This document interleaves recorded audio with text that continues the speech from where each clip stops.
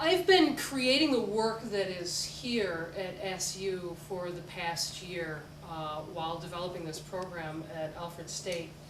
And, you know, working in that program has taken a lot of my concentration and time. So I would sit down on a long weekend or in the summertime in my studio and spend great amounts of time trying to figure out how to do 3D animation, which is something that my colleagues at Alfred State do quite often and do quite well. But it was something that was new to me, so I learned this for this, to put this piece together. When you get that involved in the technical aspect of it, you lose a little of what you had when you worked as an analog artist, of just, as David and I were doing earlier, pressing buttons to see what would happen. You know, what happens if I do this? Ah, yes, I like it, I keep it. Oh, holy crap, what's going on? You know, get rid of that. You lose a little of that thinking on the fly, and it's all about solving these problems. So the only time I actually get to sit down and have a look at the work is once it's installed, and then I sit on the floor and spend some time with it. And then I actually come to know it. What I'd like to do is talk about my work in the context, this work that I put here on the campus, where it fits kind of in my overall picture, because that's the opportunity that I have right now for myself, is to see how does this fit in everything else that I've done. I still hear my professors in my head talking, saying, okay, you're doing what? How does that fit with this other thing that you just finished?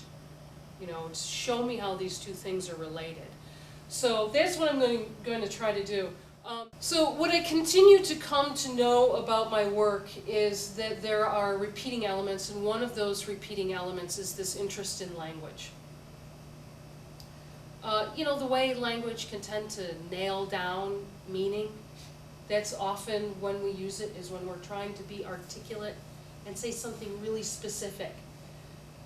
Scientific language often aims towards this categorization.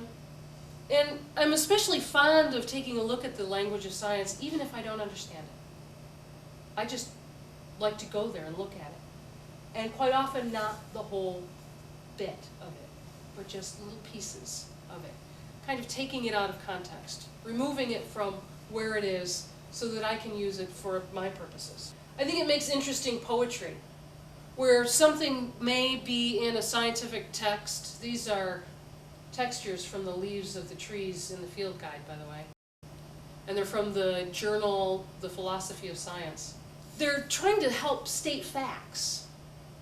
They're trying to get a hold of something, to explain it to you so that you can know it. It's about epistemology, how you come to know something.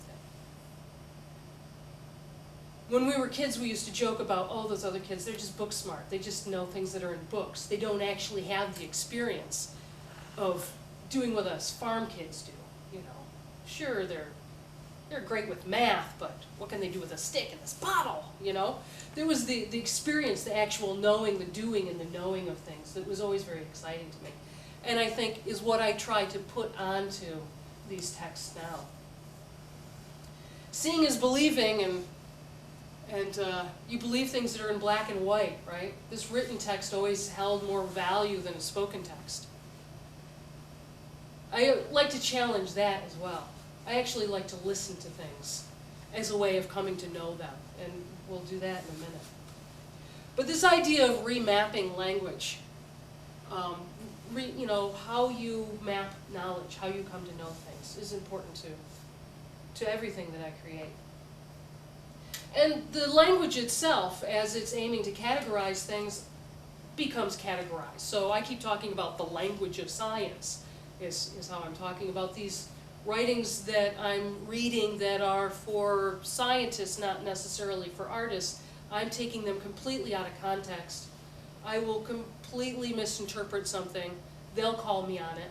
We'll have a discussion. But that's how I come to know it. So it's okay. The language of poetry or music, of feeling, sensation, of thought, that kind of thinking that happens outside of language is where I think my work is. When I see something that's working, that I like, that I'm like, this is what I want to say, it's typically something that is not nailed down, not specific. It's between the lines. I won't say I'm making a piece of work about X or Y or Z. I'll say, if you ask me, is it about X, Y, or Z? I'll say, yeah, okay. That's entirely possible. So I tend to add all these things together. This is kind of an equation with no correct answer. So this impossibility of finding the one true identity. Identity is another thing that a lot of my work will deal with. Kind of an anti-categorization and anti-identity.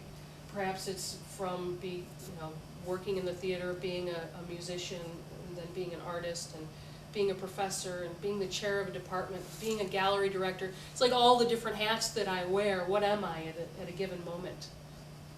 And I like to think of language as a living system. It's one of these things that's constantly changing. So I can take this text completely out of context, use it as a texture for a tree leaf, and put it in an installation, put audio with it, and it's something completely different than it was in its original form. This text is from, these first ones I think were in the early 50s. I'm going to play, this is one channel of the piece that's in there. Black and white warbler. Page 106. Page 106. Blackback. Page 116. Blue jay. So this is the text that I was just showing you, those little snippets, and they're scanned from that journal. I grabbed bits and pieces as I read these things by flipping through the pages. Like you read a book by going through and looking for the interesting pictures and wondering what it's about. I go through and I look for interesting words. And as these things pass by me, it's like magnetic poetry that's constantly rearranging itself. And I don't know how many of you in here are visual learners, but the visual learner in me sees the word. I can see the bark, I can see the leaf, I can see the word. It's just kind of in my head. That's how I remember it. So my visual image of the actual thing itself has this text right on top, of it. So I can't escape it. So here we are, escaping our structured world, where we categorize everything and live according to rules. We go into the woods. And so that's a turkey. A turkey who came through at 9:29 a.m. on September 29th, 2012, and it was 42 degrees out. Do you get more experience of this turkey from knowing turkey, from identifying it? You put the camera out there so you can see what's going on in the woods when you're not there, and you see the turkey comes through, and you're like, ooh, a turkey came through here. That's exciting. Look, a turkey came through on the 29th at 9:30 in the morning. What do you get from that? You don't actually get the experience of being there. What we learn about the animals through the text at the bottom of the screen is different from what we learn about animals when we see them like this. That's a deer who can hear the camera. It's a white-tailed deer. And you know it was on September 21st at, I don't know, military time, it was sometime in the evening, that this doe came through and heard the click and found the camera, looked right at it. That's what I'm interested in, that kind of knowing. Not the text so much on the bottom. Not knowing that that deer was there and what it was, but knowing about that deer. Here's another one of my collaborators from the backyard. This is a pileated woodpecker. It has a very laughing call, by the way. My collaborator is a sculptor of sorts. See those enormous holes in that tree? That tree was only a few inches thick where there was still tree, and it was quite tall. And I could see from my studio window, which was about 200 feet from this tree, that this woodpecker was doing some serious damage. So I went out there and I inspected. And I became really concerned. I'm like, I could fit my whole arm in there? This is serious. So I started talking to my friends about this and I think think this woodpecker's gonna knock this tree down. Oh, no, no, no, they make big holes all the time. It'll be fine. Of course it fell down. And of course it made a noise. And of course I have proof, because I was recording it. And in fact, I actually heard it from the house. Somebody saw it fall from the house and went, because I was saying, you know, if that tree's gonna fall, it's gonna go, and they said, there it goes. And it actually started falling. It fell halfway and then it fell the rest of the way later. This is the sound of it falling.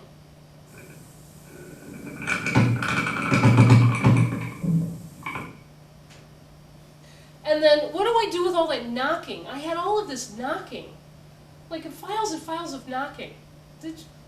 So I took it into the studio and I said, I gotta make something that's short enough for us to hear the shape of this tree changing as it gets these two holes put into it. So I grabbed in the waveform, I grabbed the loudest points of each knock, each day. And I just put them all together, scrunched them all together into one file. And what you get is just, you know, just a short little portion of one knock. And what you'll hear when I play this, very short, it's gonna go like that. What you'll hear are two holes being created in the tree. Okay, so listen for two holes. Did you hear them? It's like a Once he finished with one hole, I went over to the other side and started creating that second hole, and then I was able to hear it. I don't actually think that you need to be able to understand what's written to have the experience of reading it, like genetic code. Okay, this is probably familiar to you, these G's, A's, T's, and C's. It's simply language. This is just a language to help us categorize and understand things that we normally wouldn't be able to see. Okay, in the same way I'm listening to a tree to understand it, we're writing down this code so that we can understand genetics. And in my tendency to want to experience the thing, you'll notice with my making the tree listen to itself, you know, collecting large amounts of things and putting them together all at once. But what comes out of it are these patterns. So you'll start to notice as I play this, you'll be able to see where the A's are, because they tend to clump up and become dense. That video feed was then put through a video feedback system. So let me give you an idea what this looks like.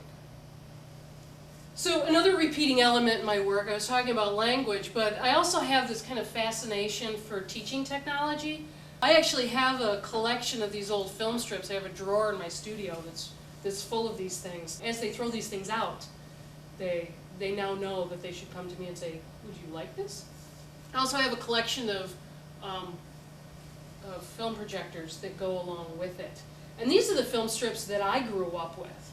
These were the film strips that, you know, this is how I learned about science.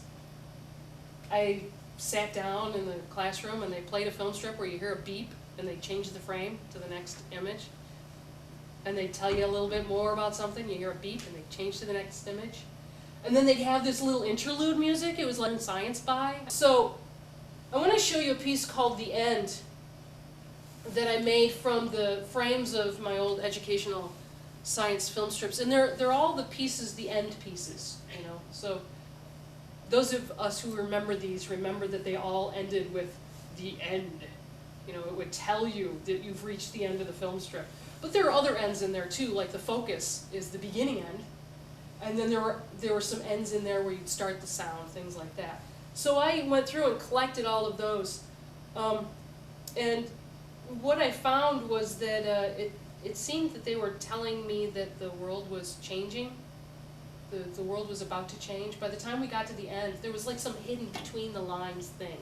This is science. We're going to teach you something really scientific, and this is fact. And by the way, you're destroying the earth. That was kind of the thing that would happen at the end. And so the sound comes from that. You set the pace to suit yourself. Now, when you hear the tone, advance to the first picture frame.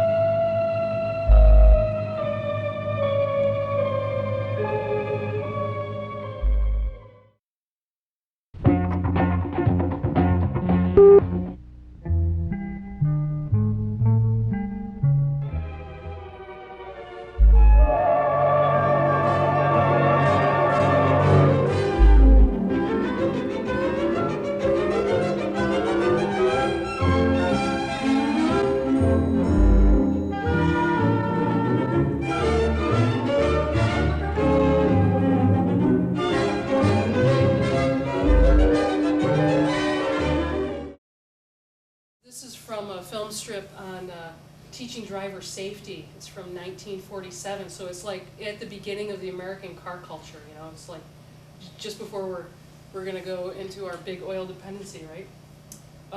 At the time, a hot topic, cars and safety. This was put out by an insurance company. One of today's hot topics, the genetic modification of food crops. So people are worried about these genetically modified crops. They're kind of taking over the world. You can't plant anything but it because it's actually going to move in and take over your crop. So the obvious question to me is, what's the relationship here between car culture and genetically modified crops? Because there has to be some sort of connection. I mean, what do you get when you mix, like, say, a rutabaga with a Winnebago, right? There's got to be something in there. So I'm looking for the in-between rutabaga and Winnebago, and so I figure there must be some sort of, like, rutabago.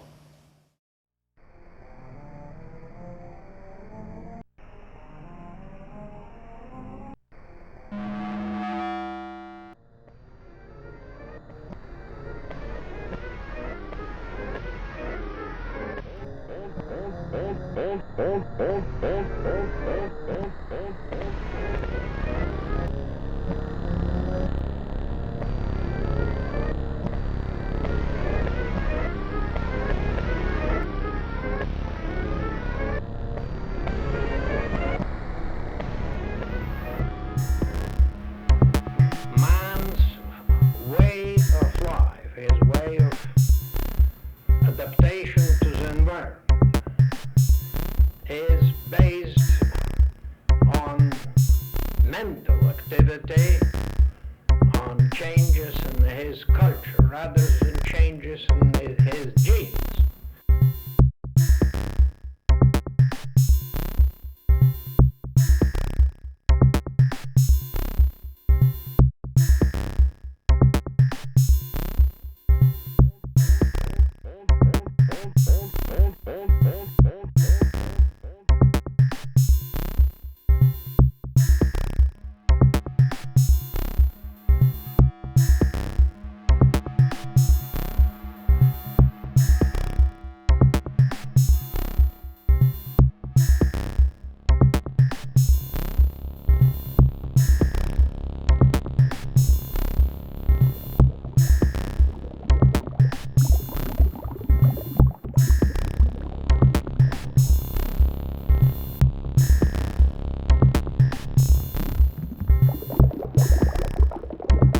No matter how serious the emergency, even an experienced driver takes a certain amount of time after he perceives danger before he can begin to apply the brakes.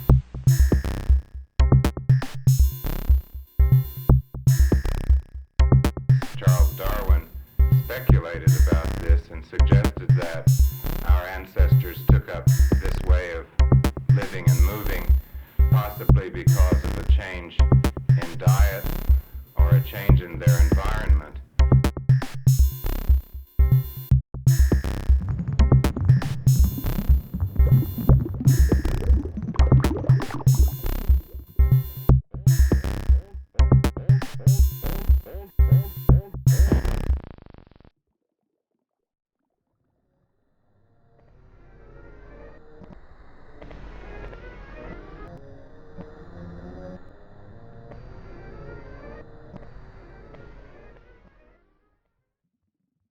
I've already talked about, the big scare of genetically modified crops kind of taking over the world, kind of like space invaders, poking fun at these ideas. And I kind of wonder about how we might adapt, and my wondering sometimes turns into this kind of B-movie science fiction kind of wondering that happens, in my head.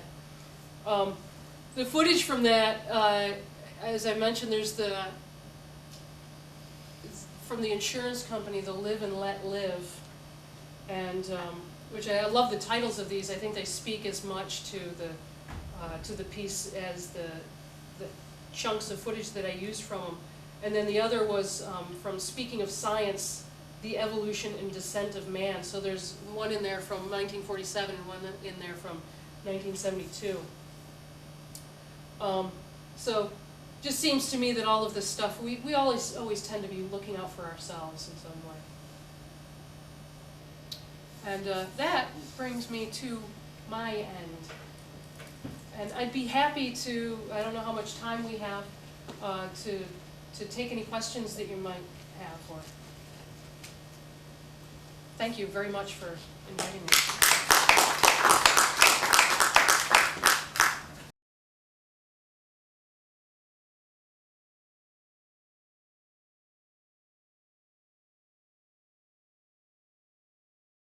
There are a number of, I was working in Maya, which is the software that Pixar uses for the big 3D movies. There are a number of ways to put textures on, and I am by far no expert. And I have some students who are fantastic at it. But I tend to work more in the video and sound area.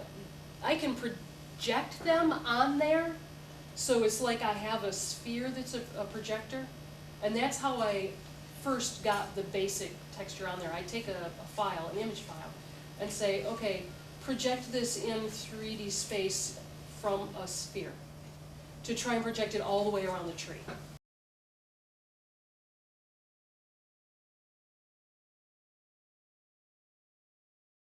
Yeah, with the text and the birds, in some places it was organized more than in others. When you hear an extinct species, and there are a couple of extinct species in there, the one page that falls in there falls as you hear the ivory-billed woodpecker.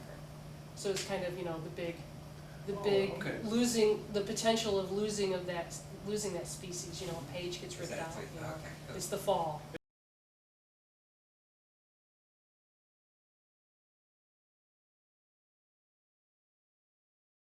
Absolutely. I think that a lot of people are reading the way that I probably read these texts, in that they scan. I know we all read differently. I see it with my students. I see that they read differently than I did, than I was expected to. And it's amazing how quickly they can misinterpret things that happen. So the scanning that happens, like our eyes just kind of darting around. And the fact that we're looking at the way people, the tracking eye movement for interactive interface design, where are they looking first on the screen? Used to be the position of power was always the upper left-hand corner because we read top to bottom, left to right. That's not the case anymore. So it's not just text. I think all of what we're looking at visually is changing because we're looking at it on the screen.